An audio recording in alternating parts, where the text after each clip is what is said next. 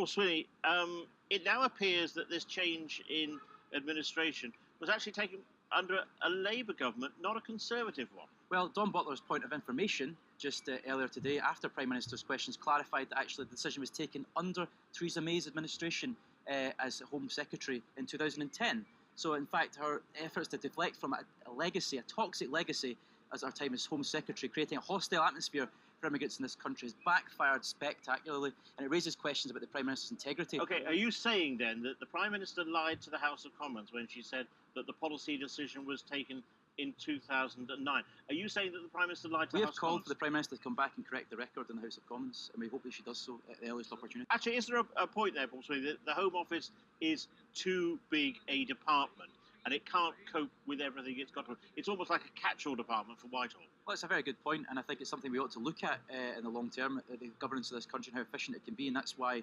Labour's looked at a review of the whole constitutional structure of the UK, and that will include the administration of departments like the Home Office. But also it's important to note that Labour's record on this in Scotland in particular has been one that we can be proud of.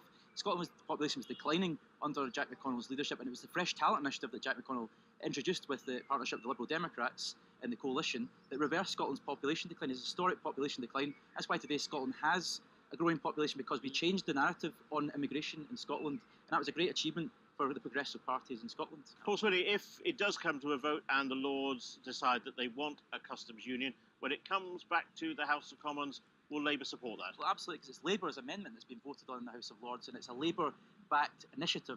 The key to Labour's 6 tests, critical, is maintaining the benefits of the single market and the customs union. To maintain a customs union, a form of customs union, is critical, and that's what this amendment will deliver. What I would like to know is what the Tory MPs from Scotland are going to do when it comes back to the House of Commons. Are they going to support that initiative? Because it's critical for the interests of this country, and that's why we need to all get behind the need. Final word to Christine Jardine, presumably